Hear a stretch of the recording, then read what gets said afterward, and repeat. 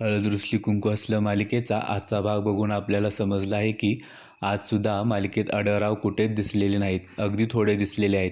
याचं कारण म्हणजे त्यांची पहिली बायको. आढळराव त्यांच्या पहिल्या बायकोच्या विचारात हरवून गेलेले आहेत. आता इथे सांगायचा मुद्दा असा की आढळरावांना नक्की हे तरी माहीत आहे का की समर त्यांचाच मुलगा आहे. कारण जर समरचा जन्म होण्याआधीच आढळराव त्यांच्या बायकोपासून वेगळे झालेले असतील तर त्यांनाही कदाचित माहीत नसेल. असो, आपल्याला येणाऱ्या भागांमध्ये हे समजेलच. चला तर बघूया. मालिकेच्या सुरुवातीला आज बाळजाबाई दुष्यंतला म्हणत असते, दुष्यंत, यावर्षीची निवडणूक मला एवढ्या सहजासहजी जिंकता नाही येणार. कारण आता विरोधक रस्त्यावर उतरलेत. काय नको नको ते करायलेत मला हरवण्यासाठी. आता दुष्यंत म्हणतो, आई तू शांत हो, तू अजिबात काळजी करू नकोस, तूच जिंकणार आहे. आणि हे तुझ्या फोटोला ज्यानं कोणी केलं असेल ना त्याला मी सोडणार नाही. आता सगळेजण घरात जातात आणि हॉलमध्ये बसून सगळे विचार करत असतात. दलपतराव म्हणतात, हे असलं उद्योग कोण करत असेल, नाही म्हणजे कुणाला बाळजाबाईचं बघवत नसेल.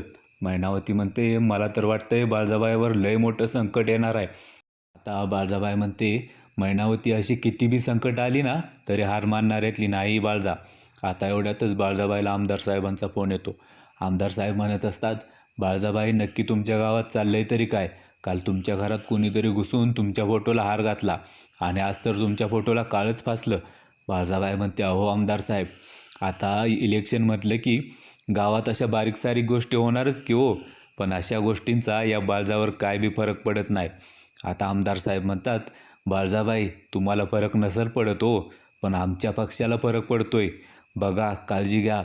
जर हे असंच चालू राहिलं तर आम्हाला ऐनवेळी उमेदवारी बदलावी लागेल. आता हे ऐकून बाळजाबाईला धक्काच बसतो. आता दुष्यंत बाळजाबाईला विचारतो, आई काय झालं? बाळजाबाई म्हणते, दुष्यंत, हे समजा जे काय घडतंय ना त्याचा परिणाम माझ्या राजकीय वाटचालीवर होईल असं मला वाटतंय. कारण आमदार साहेब म्हणत आहेत की हे जर असंच चालू राहिलं तर ऐनवेळी माझी उमेदवारी कॅन्सल होईल. आता दुष्यंत म्हणतो, आई तू शांत हो, असं काहीही होणार नाही आहे. माझ्याकडे एक आयडिया आहे. दुष्यंत आता घरातल्या सगळ्यांना त्याचा प्लॅन समजावून सांगतो. आता दुसऱ्या दिवशी सकाळी सगळे गावकरी बाळजाबाईच्या घरी जमलेले असतात. बाळजाबाईने समोर काळ्या कलरची बादली ठेवलेली असते. आढळराव टोमणा देत म्हणतात, आता ही बाळजा स्वतःलाच काळ्या पाण्याची शिक्षा करून घेते की काय? आता बाळजाबाई सगळ्या गावकऱ्यांना म्हणते, तुम्ही गावकरी नाही तर तुम्ही माझ्या कुटुंबातली माणसं आहे असं मी समजते. बाळजाबाई म्हणते, नेहमी या गावातल्या लोकांचा मी चांगला विचार केला आहे. मी सगळ्यांना आपलं मानून या गावचा विकास केला आहे. साधं कोणाला खर्चटलं ना तरी मला ते सहन होत नाही. बाळजाबाई पुढे म्हणते, गावकऱ्यांनो, माझ्या मनात तुमच्याविषयी प्रेम आपुलकी आहे आणि तेच आपुलकी प्रेम तुमच्या मनात माझ्याबद्दल असेल असं मला नाही वाटत. बाळजाबाई म्हणते, काल माझ्या फोटोला कुणीतरी काळं लावलं. गावकऱ्यांनो, तुमच्यापैकी असं कोणी केलं असेल असं मला नाही वाटत. पण सत्तेसाठी काही लोक हापापलेली आहेत, कशी बी वागू लागलेत.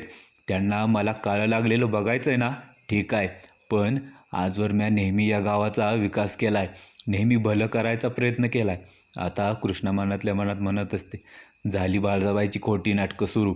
मी सुद्धा एकेकाळी बाळजाबाईच्या या खोट्या नाटकांना बुडले होते. आता बबन म्हणतो, बाळजाबाई, तुम्ही असं काही बोलू नका.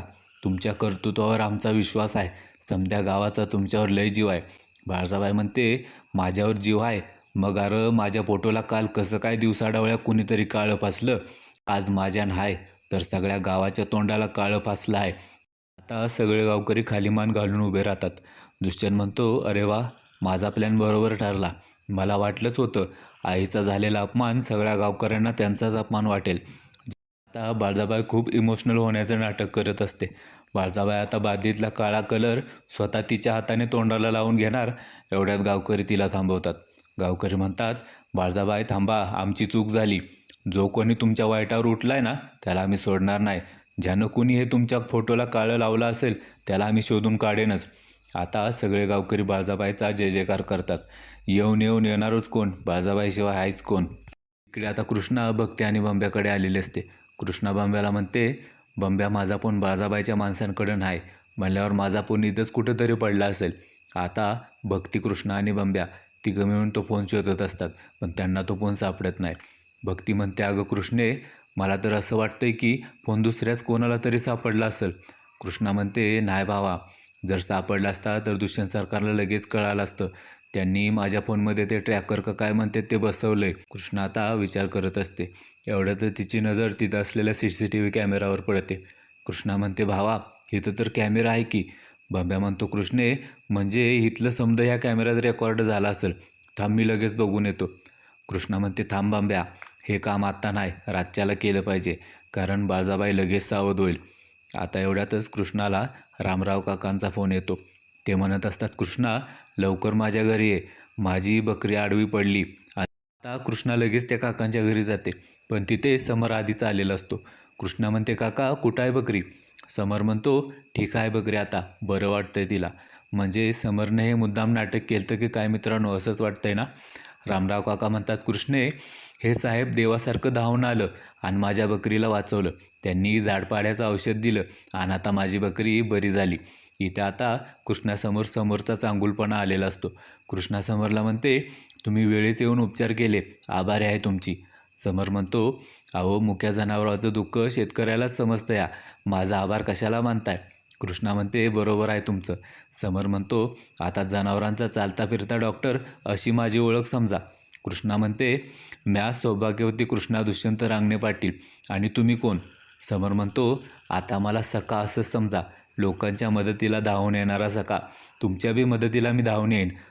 आता कृष्णा घरी येते. समर म्हणतो, कृष्णा शेवटी आपली ओळख झालीच, आता मी या ओळखीचा कसा फायदा करून घेतो ते बघच तू. इकडे आता मैनावती बाळजाबाईचं कौतुक करत असते. मैनावती म्हणते, बाळजाबाई बाहेर गावकऱ्यांसमोर काय भारी ॲक्टिंग केली हो तुम्ही. तुम्ही ना राजकारणात नाही तर तुम्ही सिनेमात असायला पाहिजे होतं. आता दळपतराव म्हणतात, मैनावती राजकारण असंच असतं या, राजकारणात खेळाचे डाव आणि दाखवायचे डाव वेगवेगळे असतात. आता दुष्यंत म्हणतो, पण काका आपला यात लोकांना फसवायचा हेतू अजिबात नव्हता, आईला सेफ करायचं, सुरक्षित करायचं एवढाच हेतू होता. आता कृष्णा धुतलेले कपडे घरात घेऊन येत असते. बाळजाबाई तिला बघते आणि मुद्दाम कृष्णाला त्रास देण्यासाठी मैनावतीच्या पायावर चहा सांडते. बाळजाबाई म्हणते, मैनावती लक्ष कुठं आहे तुझं, भाजलं का तुला? बाळजाबाई आता कृष्णाला म्हणते, ए कृष्णे बघत काय बसलीस ग, ओलं कापड टाक तिच्या पायावर. दुष्यंत म्हणतो, कृष्णा टाक ना लवकर ती साडी. आता कृष्णा थोडा विचार करते आणि लगेच मैनावतीच्या पायावर साडी टाकते. बाळजाबाई म्हणते, कृष्णे अगं एवढा उशीर का लावला तू? ही काकी तुझी सासूच आहे ना व, एका साडीचा विचार करतेस का तू? अगं असल्या 1000 साड्या उद्या वाटणार आहे मी गावात. आता कृष्णा पण डोकं चालवूनच उत्तर देते. कृष्णा म्हणते, बाळजाबाई तुमच्या लेकानं मला मोठ्या प्रेमाने ही साडी दिली होती, म्हणून मिनिटभर विचार केला की एवढ्या प्रेमानं नवऱ्यानं दिलेली साडी अशी कुणाच्या तर पायावर कशी टाकायची. आता कृष्णा दुष्यंतकडे बघते तर त्याच्या पण पॅन्टवर चहा सांडलेला असतो.